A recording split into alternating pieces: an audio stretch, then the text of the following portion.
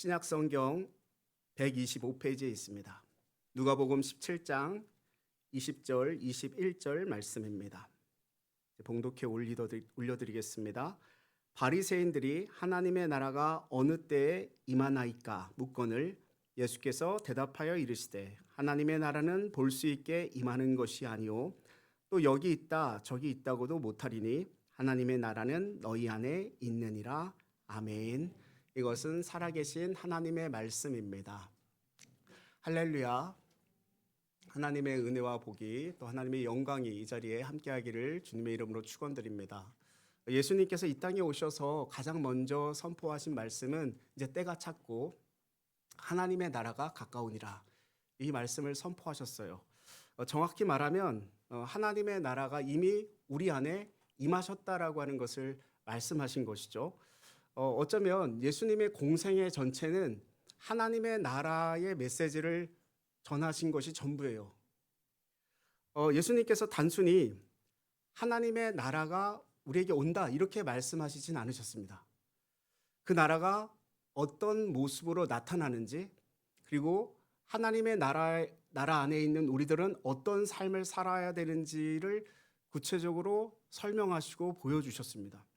그래서 산상수훈이라고 하는 마태복음 5장에서 7장까지의 말씀을 통해서 예수 그리스도를 믿은 하나님의 백성으로서의 삶이 어떠해야 되는지에 대한 것을 구체적으로 잘 보여주신 것이죠.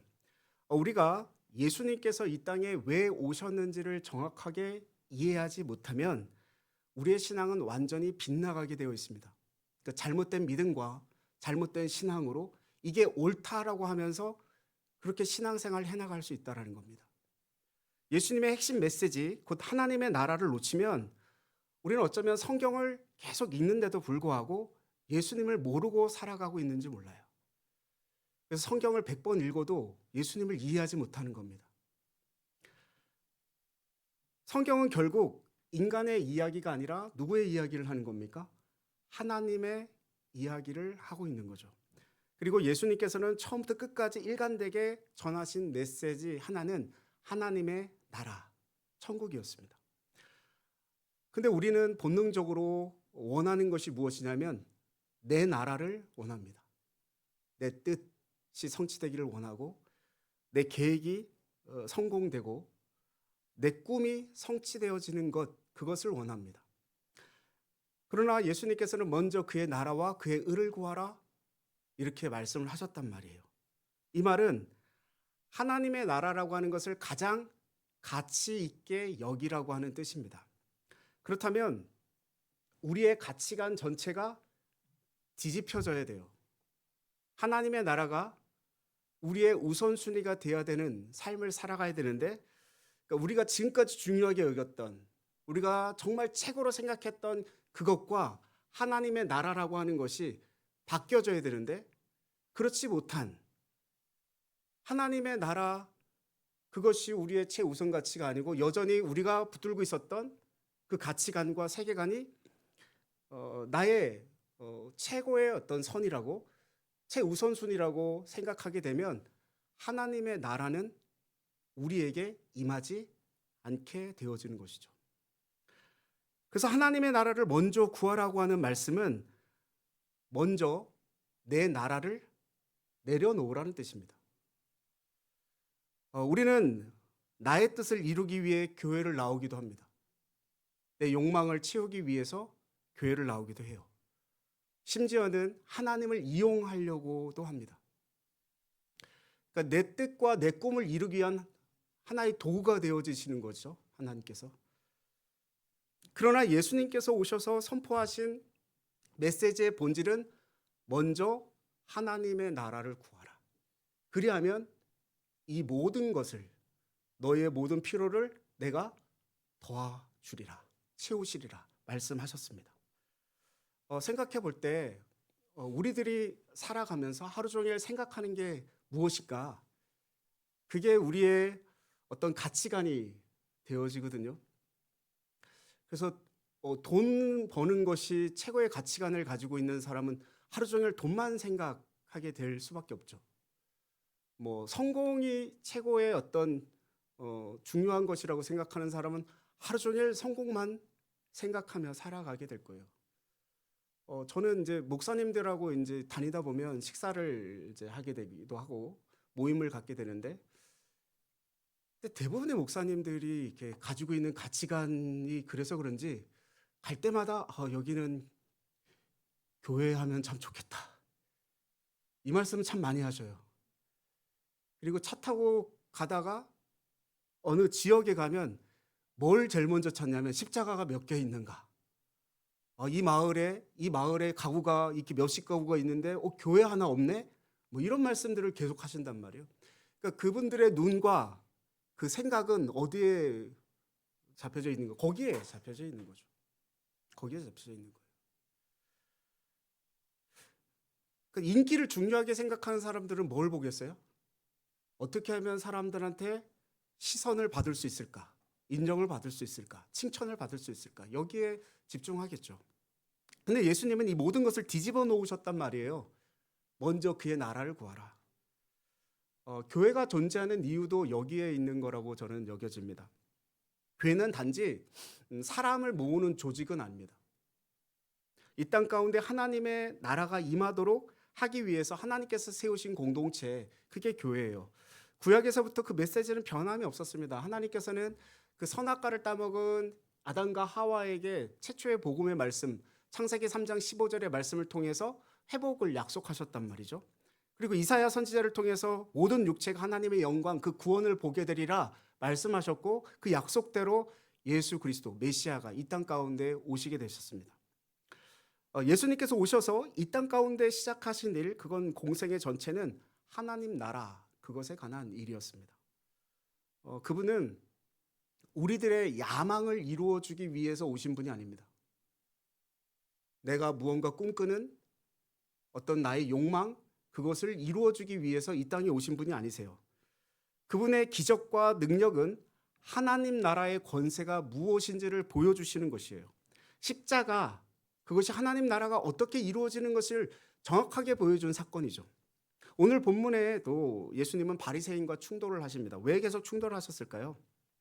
예수님은 하나님의 나라를 말씀하고 계시는데 바리새인들은 자신들에게 이미 하나님의 나라가 임했고 하나님의 나라가 임한 사람처럼 우리는 행동하고 있고 그렇게 살아가고 있다라고 여겼습니다. 율법, 종교적 열심, 그것으로 하나님의 나라를 만들 수 있다라고 생각한 사람들이 바리새인들이었다고. 그래서 질문하는 거예요. 오늘 본문 말씀 20절 같이 한번 읽어보겠습니다. 같이 읽습니다. 바리새인들이 하나님의 나라가 어느 때에 임하나이까 묻거늘 예수께서 대답하여 이르시되 하나님의 나라는 볼 수 있게 임하는 것이 아니요. 아멘. 우리들의 갈등은 여기에 있다고 봅니다. 하나님의 나라가 어떻게 임한대요? 볼 수 있게 임하는 것이 아니래요.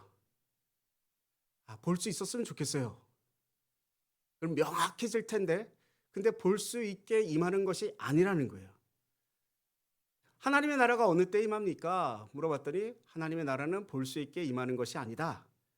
이 말씀이 너무너무 중요합니다. 바리새인들은 눈에 보이는 하나님의 나라를 위해서 평생을 바쳤어요. 일에 한 번씩 금식하고 하루에 3번씩 기도하고 11조 철저하게 했습니다. 종교적 열심을 다했어요. 오늘도 마찬가지 아닐까요? 사람이 많아지면 그거를 부흥이라고 이야기합니다. 눈에 보이는 결과로 하나님의 나라를 판단하려고 합니다. 그러나 예수님께서는 분명히 말씀하시는 거죠. 뭐라고요? 하나님의 나라는 눈에 볼 수 있게 임하는 것이 아니다. 여전히 우리는 눈에 보이는 것에 집착합니다. 뭔가 보여줘야, 결과가 보여줘야, 그래야 잘했다 칭찬받습니다. 그러나 하나님의 나라는 본질적으로 보이는 방식으로 오는 것이 아니라는 거예요. 우리가 이 메시지를 놓치게 되면, 이 중요한 이 주님의 말씀, 이 메시지를 놓치게 되면 여전히 예수님이 계셨을 때나 그리고 지금이나 볼 수 있는 일에 집착하면서 살아가게 될 겁니다. 오늘 예수님께서 우리에게 하나님 나라에 대한 가장 중요한 출발점을 말씀하셨어요. 그건 무엇이에요? 볼 수 있게 임하는 것이 아니라 말씀하십니다. 그러면 어떻게 임하는 거예요? 21절 말씀 보십시오. 같이 한번 읽습니다. 또 여기 있다 저기 있다고도 못하리니 하나님의 나라는 너희 안에 있느니라. 아멘. 저희 교회 이름이 예안교회죠. 예안교회가 무슨 뜻인지 알고 계시죠? 예수님 안에라는 뜻이죠. 그것을 헬라어로 엔 크리스토스라고 표현합니다. 그 엔이라고 하는 말이 뭐뭐 안에라는 뜻을 가지고 있는데 그거와 어원이 비슷한 말이 지금 오늘 본문에 나온 말씀이야. 엔토스라고 하는 헬라어를 사용했어요. 이 엔토스라고 하는 헬라어는 영어로 세 가지 표현을 쓸 수 있습니다. 첫째는 inside라고 하는 말을 쓸 수 있고요. within이라고 하는 말도 쓸 수 있고요. among이라고 하는 말을 쓸 수 있어요. 이 세 가지의 뜻은 이런 뜻입니다. 뭐뭐 안에라는 뜻이기도 하고요. 뭐뭐 사이에라는 뜻이기도 하고요. 그리고 뭐뭐 앞에, 뭐뭐 중간에, 뭐 이런 가운데, 뭐 이런 뜻을 가지고 있는 그런 어떤 말입니다. 그러니까 예수님께서 바리새인들과 마주서서 이 말씀을 지금 하셨다라는 것을 생각해 보면 그 의미가 분명해지는데 하나님의 나라는 너희 안에, 너희 가운데, 너희 사이에 있다. 이렇게 말씀하셔요. 왜요? 지금 예수님이 어디 있는 거예요? 그들 앞에 서 있는 거예요.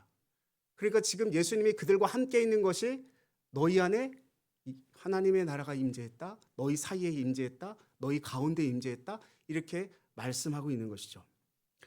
그러니까 예수님의 임재 자체가 예수님이 함께 하심 자체가 하나님의 나라가 임했다라고 하는 거예요. 그래서 예수님께서는 공생애 동안 끊임없이 뭘 보여주신 거예요? 하나님의 나라를 보여주신 것입니다. 하나님의 나라가 이 땅 가운데 임하는 것을 예수님께서는 한 가지 한 가지 풀어가시면서 기적도 보여주시고 치유도 행하시고 귀신도 쫓아내시면서 하나님의 나라는 이런 것이다라는 것을 계속 그 사람들이 알도록 또 21세기를 살아가는 현대의 삶을 살아가는 우리들에게도 하나님의 나라가 이런 것입니다라는 것을 알도록 계속 설명해 주신 거예요. 그래서 많은 기적을 베푸셨어요. 그런데 그 많은 기적을 베푸시고 병을 치유하시고 기진을 쫓아내시고 하셨을 때 그 하나님의 나라가 이 땅에 임했다라고 하는 것을 정확하게 이해하고 깨달은 사람들이 있었을까요? 아무도 없었습니다. 애석하게도 그때 당시에 하나님의 나라가 임했다라고 하는 것을 알았던 사람이 없었어요. 심지어 주의 길을 예비하러 왔다라고 얘기했던 세례 요한조차 하나님의 나라의 임재, 예수님이 이 땅에 오셨다라는 것에 대해서 혼란스러워했습니다. 그래서 감옥에 들어갔을 때 예수님이 행하는 그런 어떤 모습들을 내가 들어보니 긴 것 같기도 하고 아닌 것 같기도 한 거예요. 그래서 제자들을 보내서 예수님께 뭐라고 질문하냐면 오실 그이가 당신 맞습니까? 이렇게 질문을 한단 말이죠. 그랬더니 예수님이 뭐라고 그렇게 대답을 하셨냐면 너 가서 이렇게 전에 안 보이는 자가 앞을 보게 될 것이고 못 걷는 자가 걷게 될 것이고 주의 복음이 전파되리라. 이렇게 가서 전에 이거 이사야의 그 예언의 말씀을 예수님께서 지금 이 땅 가운데 행하고 계시다라는 것을 지금 세례 요한에게 말을 한 거란 말이죠. 그러니까 하나님의 나라가 이미 임했다라고 하는 증거였습니다. 하나님의 나라는 예수님의 임재 하나만으로 충분합니다. 그분이 계시면 하나님의 나라가 임한 것이고 그분이 없으면 하나님의 나라가 없는 거죠. 그러면 지금은 예수님이 안 계신데 그래서 예수님께서는 누굴 보내주셨어요? 보혜사 성령님을 이 땅 가운데 우리에게 선물로 주셨어요. 그러니까 성령의 그 임한 사람은 하나님 나라의 백성이라는 이야기죠. 저는 우리 안에 하나님 나라가 이미 있기를 주님의 이름으로 축원드립니다. 이 흔들리지 않는 이 믿음이 우리 안에 만약에 없으면 우리는 이 세상 속에 가서 세상과 구별되지 않는 그런 어떤 사람으로 그런 삶을 살 수밖에 없는 거예요. 자꾸 흔들리는 거예요. 하나님의 나라가 내 안에 없으니까. 저 세상에 있는 가치관, 저 사람이 추구하는 어떤 목적, 저 사람들이 계속 쫓고자 하는 그 욕망, 그걸 나도 따라가고 있는 거예요, 어느 순간에. 하나님의 나라는 하나님의 능력 가운데 임하시는 것입니다. 그러나 하나님의 나라는 단지 개인의 내면에만 머무르는 것은 결코 아닙니다. 하나님의 나라의 임재는 하나님을 주인으로 모시는, 예수님을 구주로 고백하는 사람들의 그 믿음, 동일한 믿음을 고백하는 그 사람들의 공동체, 그 속에도 드러나신다라는 거예요. 주는 그리스도시요 살아계신 하나님의 아들이십니다. 이 베드로의 고백 위에 교회가 세워졌어요. 이 믿음을 고백하는 공동체, 그게 교회란 말이에요. 그래서 하나님 나라의 가장 중요한 이 땅 가운데 형태가 뭐예요? 교회라고 하는 것입니다. 안 믿어지시는 눈치입니다. 다시 한번 말씀드립니다. 하나님의 나라가 가장 중요한 이 땅 가운데의 형태가 교회예요. 교회는 건물이 아닙니다. 제도도 아닙니다.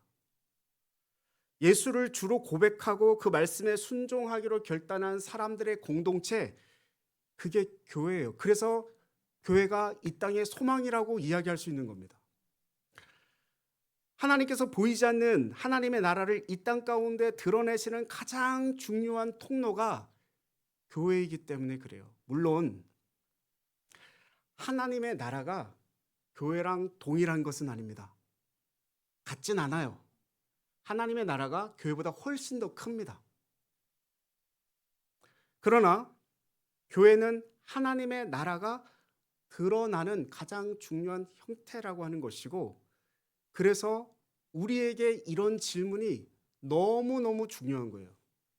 뭐냐면 우리 안에 하나님의 나라가 있는가?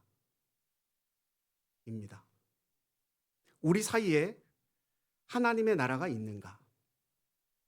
만약 예수님이 중심이 아니라면 아무리 거기에다가 교회라고 하는 이름을 갖다 붙여놔도 죄송합니다만 그건 교회가 아닙니다. 말씀에 사로잡혀서 예수님을 우리의 인생관, 가치관의 중심을 삼고 그분께만 우리가 온전히 복종한다면 그게 어떤 형태로든 그것은 교회입니다.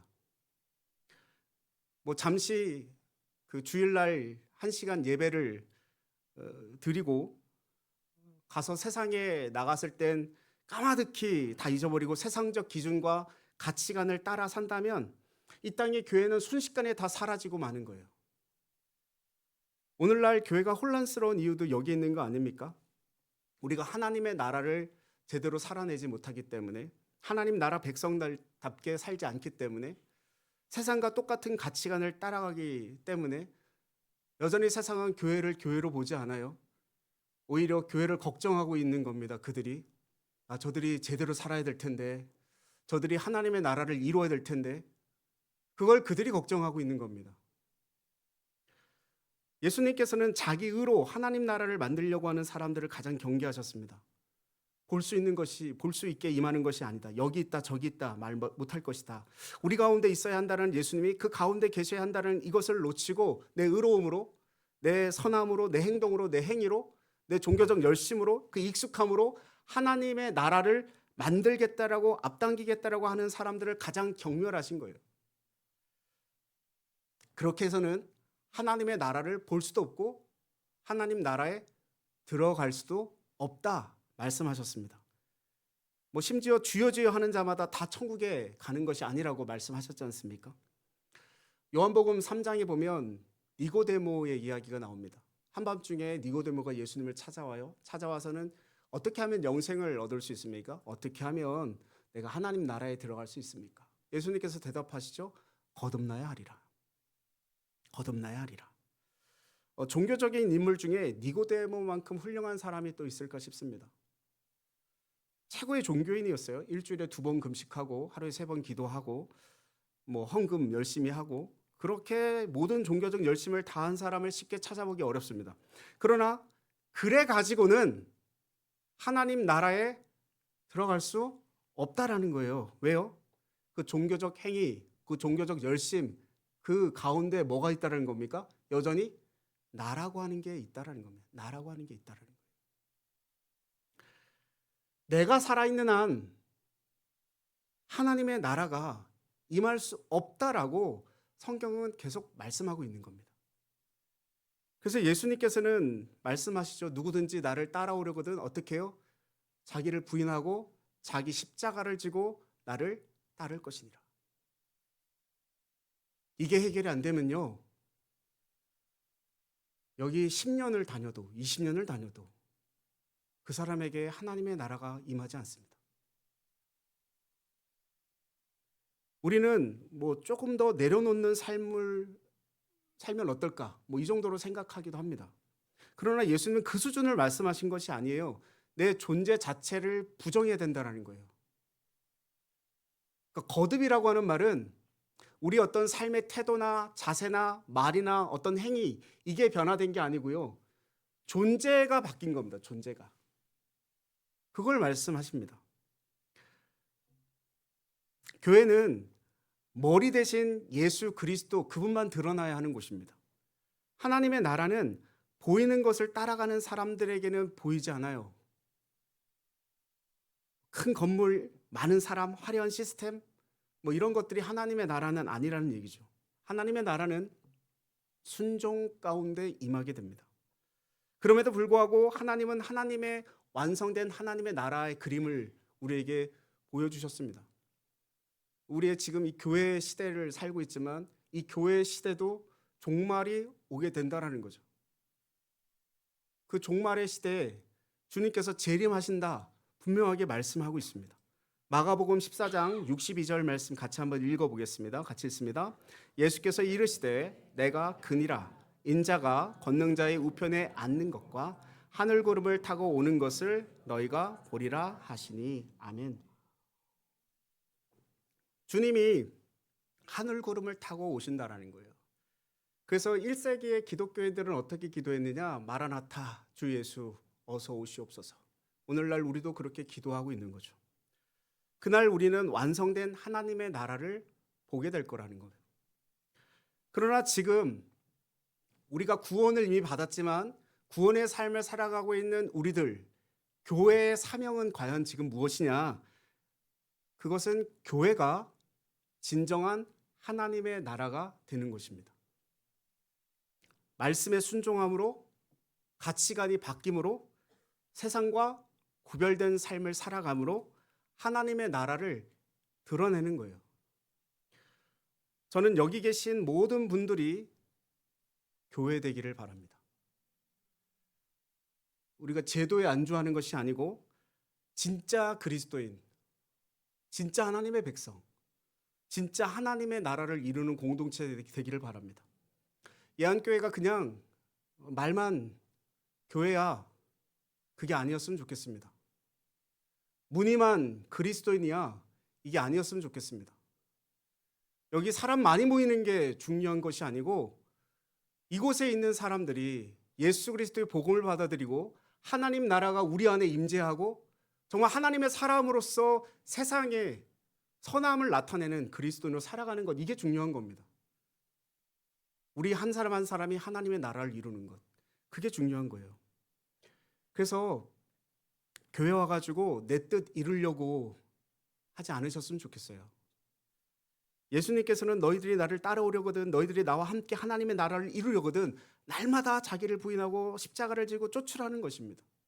그래서 우리는 예배를 통해서 뭐가 계속 이루어져야 되냐면 나를 죽이는 그 일들이 계속 예배를 통해서 이루어져야 돼요. 자꾸 내가 살아있어요. 팔딱팔딱 뛰어요. 살아서. 완전히 죽어야 됩니다. 완전히 죽어야 됩니다. 내려놓는다, 나를 비운다 이 정도를 말하는 게 아닙니다. 자기 비움과 자기 내려놓음도 주체가 자기지 않습니까? 그러니까 예수님께서는 우리에게 계속 반복적으로 얘기하시는 것이 자기 부인 없이는 하나님의 나라는 불가능하다라는 거예요. 우리는 계속 그렇게 신앙생활 하잖아요.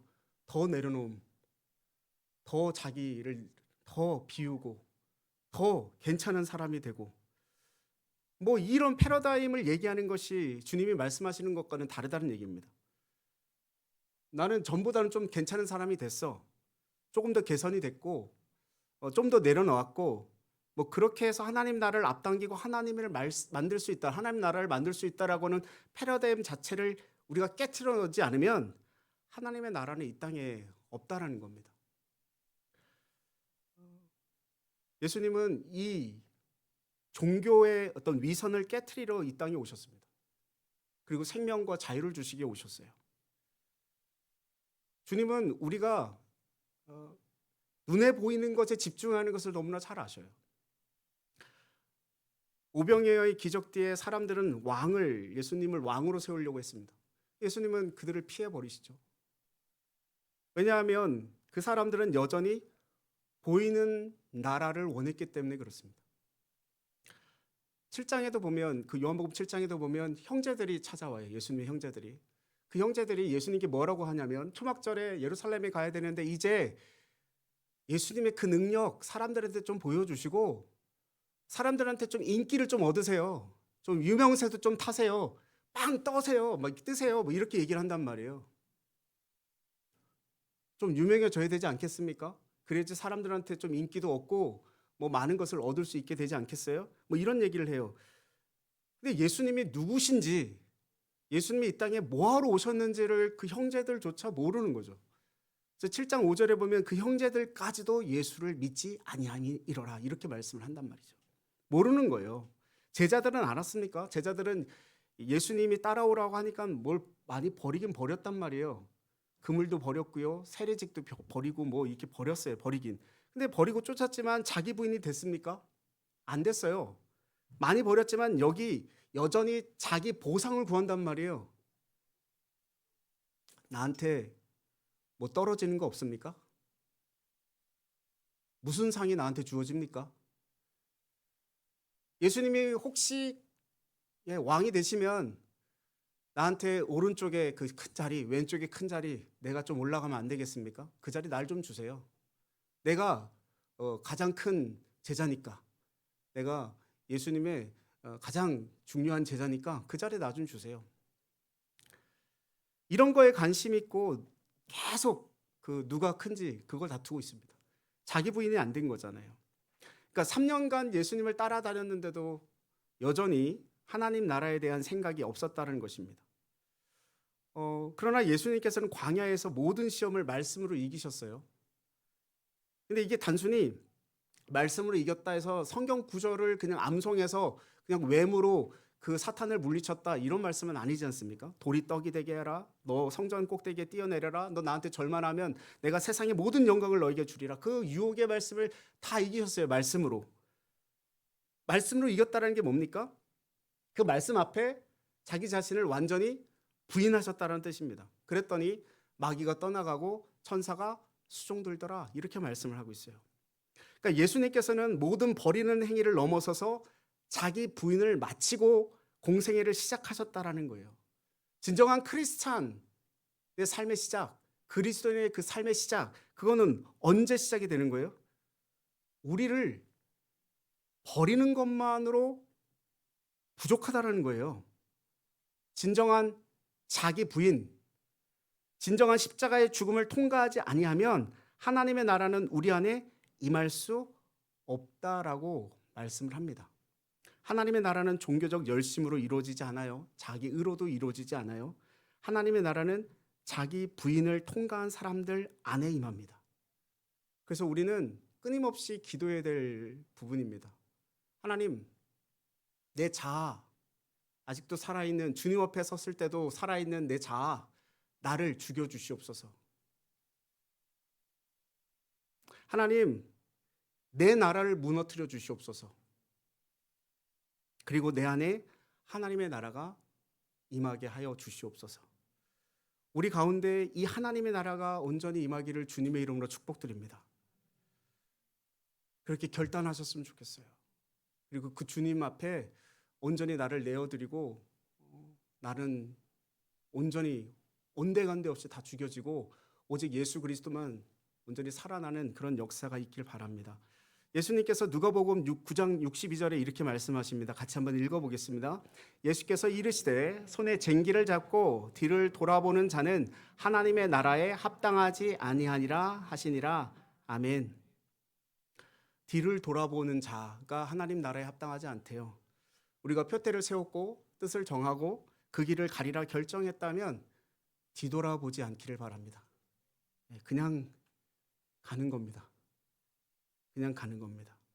주님과 함께 하나님 나라의 길을 끝까지 걸어가서 정말 승리의 삶 살아가는 저와 여러분 되기를 주님의 이름으로 축원드립니다. 기도하겠습니다. 사랑의 하나님, 하나님 나라가 멀리 있는 미래 이야기가 아니라 예수 그리스도 안에서 이미 우리 가운데 임하였음을 말씀을 통해 알게 하시니 감사합니다.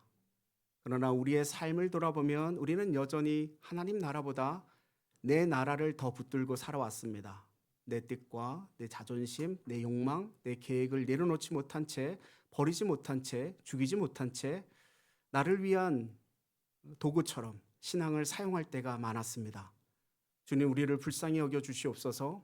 우리 안에 여전히 살아있는 옛사람과 자기 중심성을 무너뜨려 주시고 우리 안에 하나님 나라가 온전히 임하게 하여 주옵소서. 눈에 보이는 것만 따라가는 믿음이 아니라 말씀에 순종하는 믿음을 허락하여 주옵시고 종교적 열심에 머무는 신앙이 아니라 자기를 부인하고 십자가를 지고 주님을 따르는 참된 제자의 삶을 살게 하옵소서.